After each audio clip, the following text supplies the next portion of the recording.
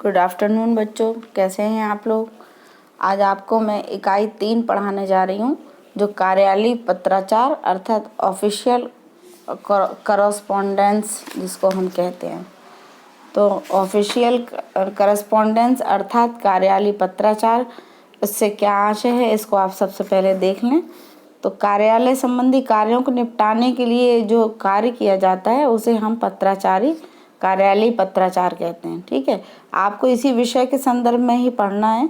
कार्यालय हेतु अंग्रेजी शब्द जो ऑफिस प्रचलन में है वो एक सामान्य बोलचाल में हम आप हिंदुस्तानी शब्द दफ्तर का प्रयोग करते हैं। मतलब हम जो ऑफिस का शब्द का प्रयोग करते हैं वो क्या है, वो अंग्रेजी शब्द के प्रचलन में है जो हम सामान्य बोलचाल में करते हैं। ऑफिस का विश्लेषण रूप ऑफिशियल है, जिसका सामान्यतः अर्थ होता है सरकारी लिया जाता, मतलब सरकारी क्षेत्र में किया जाने वाला कार्य। अब सरकारी क्षेत्रों में जो कार्य होता है वो क्या होता है बच्चों, जैसे कोई पत्र है उसका आदान प्रदान करना है ना, कोई भी सरकारी कार्य रहता है तो हमें उस सरकारी कार्य को करवाने के लिए, उसको जानने के लिए, अपनी बात कहने के लिए, ऐसे नहीं हम लोग मौखिक कहते हैं, हमने कह दिया और सामने जो ऑफिसर बैठे उन्होंने सुन लिया, हमारी बात को समझ लिया, बल्कि हम क्या करते हैं वो उस बात को हम लोग एक लिखित रूप में देते हैं। तो कार्यालय जो पत्र जो लिखित रूप में देते हैं वही कार्यालयीय पत्र होते हैं। पत्र माने लेटर यानी एप्लीकेशन। ठीक है, अब उसकी कई शक्ल होती हैं, वो कई फॉर्म में रहते हैं। देखिए, सबसे पहले तो हम ये जानेंगे कार्यालयीय पत्र है जो इसकी विशेषता क्या होना चाहिए, किस तरह से कार्यालयीय पत्र लिखा जाना चाहिए। ये विषय ऐसा है बच्चे लोग कि आप लोगों के जीवन में हमेशा काम आने वाला है, क्योंकि आपको कोई भी कार्य करना है कॉलेज के क्षेत्र में या किसी भी सरकारी ऑफिस में, हमेशा ही काम पड़ता रहता है। तो आपको इस चीज़ की जानकारी भी होना चाहिए कि कार्यालयीय पत्राचार को या एप्लीकेशन को हमें किस प्रकार से लिखा जाना चाहिए, उसकी क्या विशेषता होनी चाहिए। तो देखिए, पहली विशेषता है सुस्पष्टता, ये सुस्पष्ट होना चाहिए।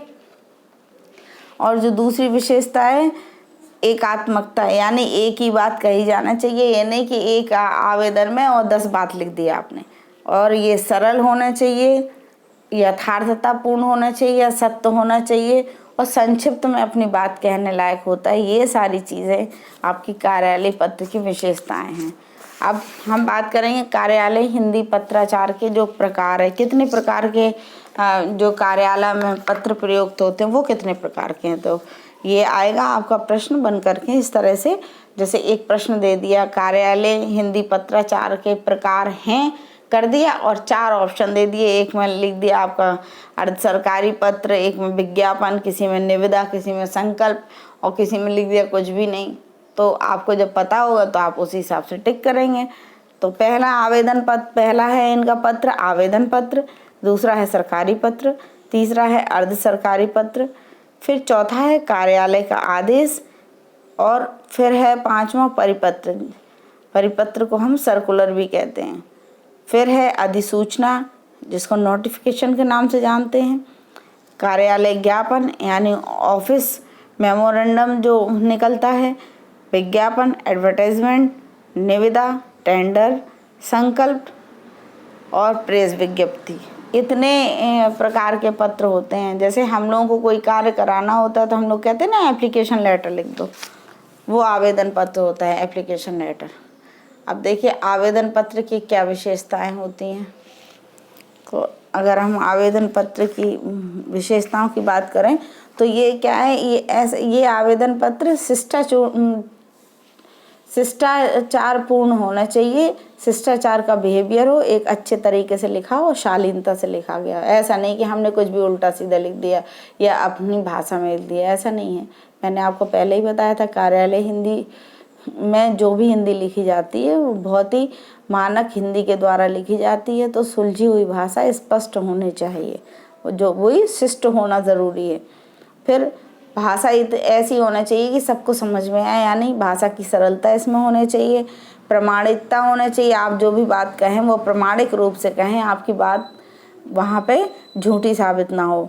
फिर संक्षिप्त, यानी अपनी बात को संक्षिप्त रूप में कहें, और पूर्ण रूप से स्पष्ट और पूर्णता के साथ अपनी बात कही जाना चाहिए। ये देखिए, ये दी है ना जो आवेदन पत्र की विशेषताएं, इनको याद कर लीजिएगा। शिष्टता एवं शालीनता, भाषा की सरलता, प्रामाणिकता, संक्षिप्तता, स्पष्टता और पूर्णता।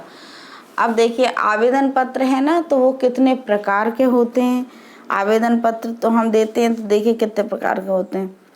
अपने महाविद्यालय में प्रचार को देते हैं हम, ठीक है, और अपने विश्वविद्यालय के कुलपति, कुल सचिव, परीक्षा नियंत्रक को देते हैं। परीक्षा से संबंधित अगर कोई भी मामला होता है तब कॉलेज शिक्षा निदेशक को देते हैं, शिक्षा सचिव और शिक्षा मंत्री को देते हैं आवेदन, इस प्रकार से। और इसके प्रकार देखिए, विषय परिवर्तन हेतु कभी कभी सब्जेक्ट चेंज होना होता है, तो उसके लिए भी कहते हैं ना एप्लीकेशन लिख दीजिए।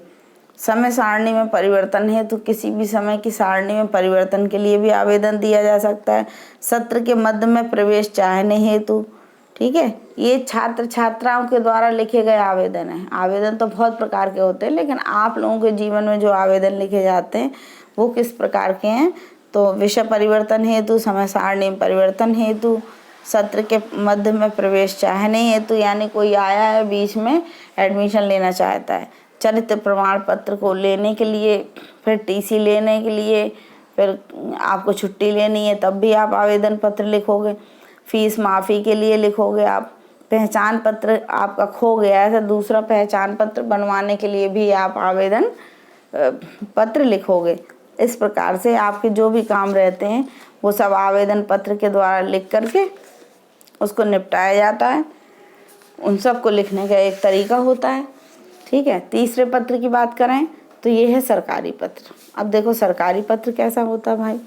सरकारी पत्र तो आप जानते हो, कार्यालय पत्राचार में सबसे ज़्यादा मात्रा में सरकारी पत्रों का प्रयोग किया जाता है, क्योंकि सरकारी पत्रों का प्रयोग कार्यालयों में, संस्थाओं में, निकायों में, निगमों में और सार्वजनिक जो जगह है उनमें, उद्योगों में, बैंकों में और कंपनियों के साथ संपर्क करने में, दूरसंचार के उपयुक्त माध्यम के रूप में प्रयुक्त किया जाता है। किसी भी क्षेत्र में जितने भी सरकारी कार्य हैं उन सभी क्षेत्रों में संपर्क के माध्यम से किया जाता है। लेटर आता है ना, अब तो बहुत सारे काम ईमेल वगैरह पे होने लगे, नहीं तो पहले क्या होता था, हर चीज़ के लिए पत्र जारी होता था, ठीक है। सरकारी पत्र आया, लेटर आया, किसी भी ऑफिस से किसी बंदे ने कोई परीक्षा दी है, उसे वो भूल भी गया, उसे याद नहीं है, लेकिन उस तक लेटर पहुंच जाएगा अगर वो पास हो गया तो ये सब सरकारी पत्र कहे जाते हैं। सरकारी पत्र की विशेषताएं देख लीजिए आप। सरकारी पत्र की विशेषताएं कौन कौन सी होती हैं बच्चों। तो सबसे पहली विशेषता होती है सरकारी पत्र में कि सरकारी पत्र पूर्णतः औपचारिक होते हैं, अनौपचारिक नहीं होते ये, ठीक है। इनमें व्यक्तिगत परिचय और पहचान की झलक नहीं होती। हमें अपने व्यक्तिगत मामलों से कोई लेना देना नहीं है। सरकारी पत्रों में जो समस्या होती है उस समस्या को लिखा जाता है। दूसरा है यह संक्षिप्त और संतुलित होते हैं, इनमें नपे तुले शब्दों का ही प्रयोग होता है। और सरकारी पत्रों में जो शब्दावली रखी जाती है ना, जो भी अक्षर लिखे जाते हैं, शब्द लिखे जाते हैं बेटा, तो वो भी किससे लिखे जाते हैं, जो राजभाषा है उसकी शब्दावली से लिए जाते हैं। सरकारी पत्र हमेशा अन्य पुरुष में लिखे जाते हैं, जैसे प्रथम पुरुष और मध्यम पुरुष और अन्य पुरुष। प्रथम पुरुष की बात करें तो राम आम खाता है ना, और मध्यम पुरुष की बात करें कि मैं, तू, तुम, ये इस तरह का जो रहता है। और अन्य पुरुष की बात करते हैं अगर हम, तो अन्य पुरुष की बात ही, यानी अन्य पुरुष का जो सर्वनाम है उसका ही प्रयोग इसमें होता है। मैंने इससे पहले भी आपको बताया है। इनका प्रारंभ इस तरह से होता है, मुझे यह कहने का निर्देश हुआ है, ठीक है, मुझे। और सरकारी पत्रों में एक आदेश अथवा सूचना एक ही अनुच्छेद में लिखी जाती है। अगर एक आदेश दिया गया या एक सूचना दी गई तो एक ही अनुच्छेद में एक बात कही जाएगी, एक अनुच्छेद में दो बातें नहीं कही जाएंगी। यदि दूसरी बात कही जा रही तो दूसरे अनुच्छेद से और उस अनुच्छेद की कोई संख्या डाल करके लिखी जाती है। सरकारी पत्र में तथ्यों तथा स्थितियों को उनके मूल रूप में यथास्थिति रखा जाना अनिवार्य होता है।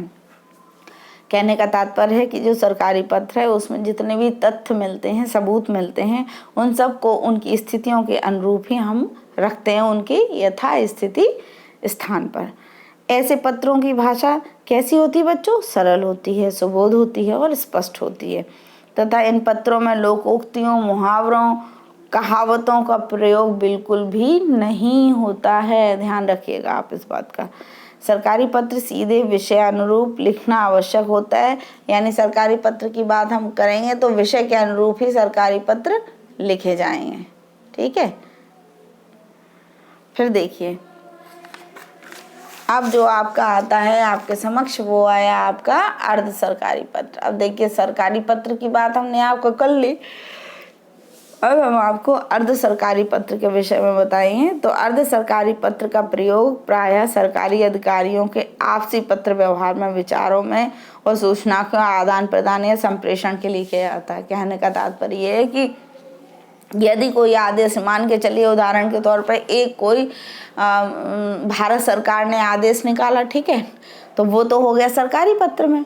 अब उस आदेश को उन्होंने क्या किया, उन्होंने ऑफिस में भेज दिया।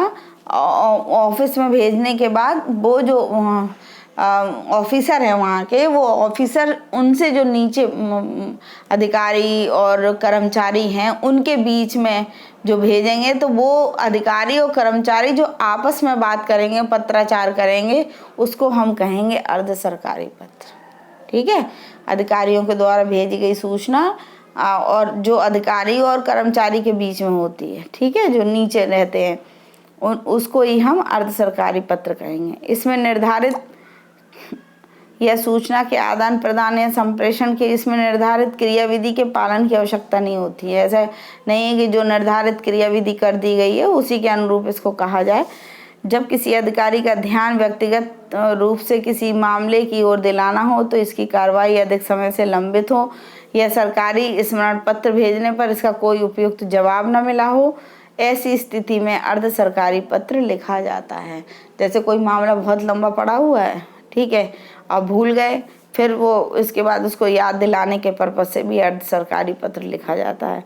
लेकिन इनका उल्लेख इस नाम से नहीं करना चाहिए। अर्ध सरकारी पत्र डीओ लेटर भी सरकारी कार्यों के संबंध में लिखा जाता है, परंतु अर्ध सरकारी पत्र लिखने वाला कार्यालयी कार्यों के बारे में कुछ बातें व्यक्तिगत रूप से भी लिख सकता है। इसमें थोड़ी बहुत व्यक्तिगत रूप से बातें आ सकती हैं, किसमें, अर्ध सरकारी पत्र में। ध्यान रखिएगा, ऑप्शन में आएगा तो कंफ्यूज हो जाओगे आप मेरे लेक्चर को ठीक से सुन लीजिए और समझ लीजिए।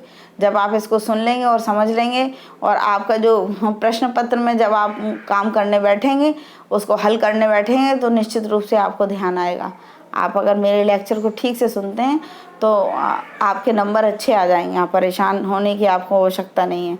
तो सरकारी पत्र और सरकारी पत्र में एक जो सबसे विशेष बात हमें समझ में आई वो ये कि सरकारी पत्र में हम अपनी किसी निजी अभिव्यक्ति को नहीं कर सकते, लेकिन अर्ध सरकारी पत्र में हम निजी बातों को थोड़ा बहुत लिख सकते हैं। ये नहीं कि पूरी तरीके से लिख दिया और हमने कह दिया जी अर्ध सरकारी पत्र। आया समझ बच्चों? हाँ, फिर इसके बाद देखो अर्ध सरकारी पत्र की विशेषताएं क्या होती हैं। आप देख लीजिए ज़रा, विशेषताओं पर नज़र डालें तो हम देखते हैं कि अर्ध सरकारी पत्र की विशेषताओं में इन अर्ध सरकारी पत्रों की भाषा कैसी आदर सूचक होनी चाहिए और उनमें आदेशात्मक वाक्यों का प्रयोग वर्जित है। उसमें आदेशात्मक नहीं कहेंगे। एक अधिकारी कर्मचारी को कोई आदेश तो बताएगा लेकिन आदेश नहीं देगा, ऐसा आपको काम करना है, ऐसा चाहिए, ऐसा नहीं वो कह सकता है। वो ये कह सकता है भारत सरकार ने ये आदेश जारी किया है तो इसका क्या होना चाहिए, निर्वहन होना चाहिए। अब ये उसके ऊपर डिपेंड करता है वो किस प्रकार से करते हैं। ठीक है, ऐसे पत्रों में संबोधन के रूप में नाम का प्रयोग किया जाता है तथा नाम से पहले प्रिय, प्रियवर अथवा प्रियश्री आदि जोड़ा जाता है। ये देखिए सबसे महत्वपूर्ण लाइन अभी आपके इस प्रश्न पत्र में निश्चित रूप से आएगा।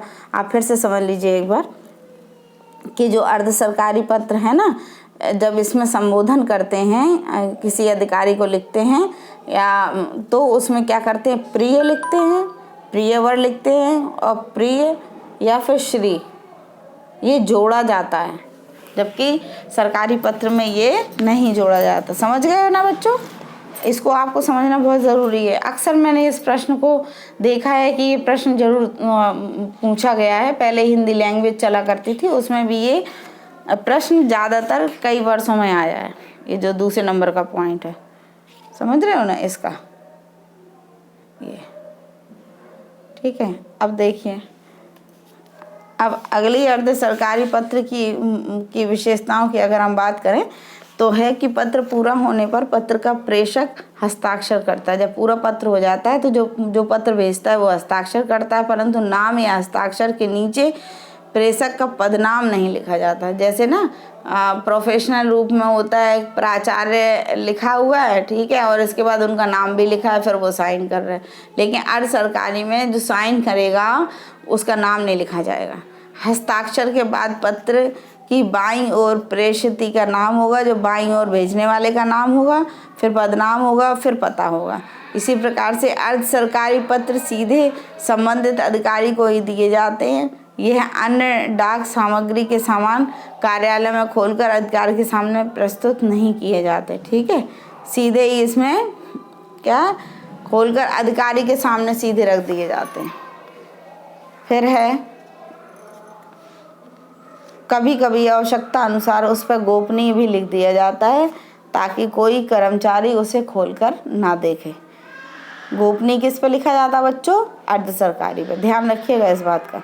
अर्ध सरकारी पत्र लिखने का मूल उद्देश्य पत्र में निहित बातों या मामलों पर व्यक्तिगत रूप से विशेष ध्यान देकर कार्यवाही करना होता है, ठीक है। यानी कि व्यक्तिगत, जैसे कोई सरकारी कार्य के लिए हमने एप्लीकेशन दी और लंबित पड़ी हुई है, तो फिर आपने क्या किया, दूसरी एप्लीकेशन लिखी और याद दिलाया, रिमांड करा के अधिकारी को कि महोदय जो है इस दिनांक में इस पत्रांक के नंबर पर मैं इससे पहले एप्लीकेशन या आवेदन दे चुका हूँ और अभी तक उसका कोई प्रत्युत्तर नहीं मिला है, तो महोदय उसको फिर से कार्रवाई कराने की आप कोशिश करें। इस तरह का जो पत्र होता है वो अर्ध सरकारी पत्र में आता है।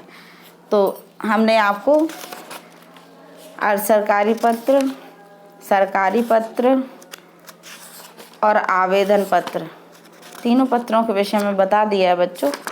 हाँ, मुझे एक भी कमेंट नहीं दिखाई देते हैं। यदि आपको, देखिए, आप लोग कमेंट करेंगे तो मेरा हौसला बढ़ेगा, मुझे लगेगा कि हाँ मेरे बच्चे इससे पढ़ रहे हैं, उन्हें लाभ हो रहा है, तो मैं मोटिवेट होंगी ना बेटा, तो आप लोगों के लिए और अच्छा वीडियो बनाऊंगी। इसलिए आप लोग कमेंट अवश्य कीजिए किस तरह का कैसा क्या चाहिए, क्योंकि अब समय बचा नहीं है, सिर्फ 2 दिन बचे हैं अपने पास। अगर 2 दिन में भी आप मेरे वीडियो को देख लेंगे, मैं जल्दी ही अगला वीडियो डालने वाली हूँ, जिसमें आज ही डालूंगी। और जितना भी ये बचा है आपका कार्यालय ज्ञापन और 1-2 और बचे हुए विज्ञापन निविदा वगैरह, उन सब के विषय में भी अगला वीडियो आने वाला है बहुत जल्द आपके समक्ष। तो आप जो है मेरे चैनल को मैं कमेंट ज़रूर करिएगा, लाइक कीजिएगा और सब्सक्राइब कीजिएगा, ताकि आपको मैं जो अगला वीडियो बनाऊं वो मिल जाए और जल्दी से आपके इतनी तो कम से कम कोर्स में हो जाए कि आप परीक्षा भवन में बैठे तो आपको समझ में आ जाए कि अरे इसमें ये करना है। और आप मेरे लेक्चर को बहुत ध्यान से सुनिएगा, 1-2 बार फिर से रिपीट करके सुन लीजिएगा। इसके बाद मैं लेके आने वाली हूँ बहुविकल्पी महत्वपूर्ण प्रश्न। और हाँ बच्चों, इससे पहले मैंने जो वीडियो डाला है उसमें बहुविकल्पी महत्वपूर्ण प्रश्नों का डाला है, उसको देख लीजिए, वो करते चलिए, निश्चित रूप से आपके परीक्षा में आएगा ही। बहुत बहुत धन्यवाद आप सबका, आपका दिन शुभ हो और आप लोग अच्छे से अपनी परीक्षा में की तैयारी करें, सबके अच्छे नंबर आएँ, ऐसा मेरा आशीर्वाद है। धन्यवाद।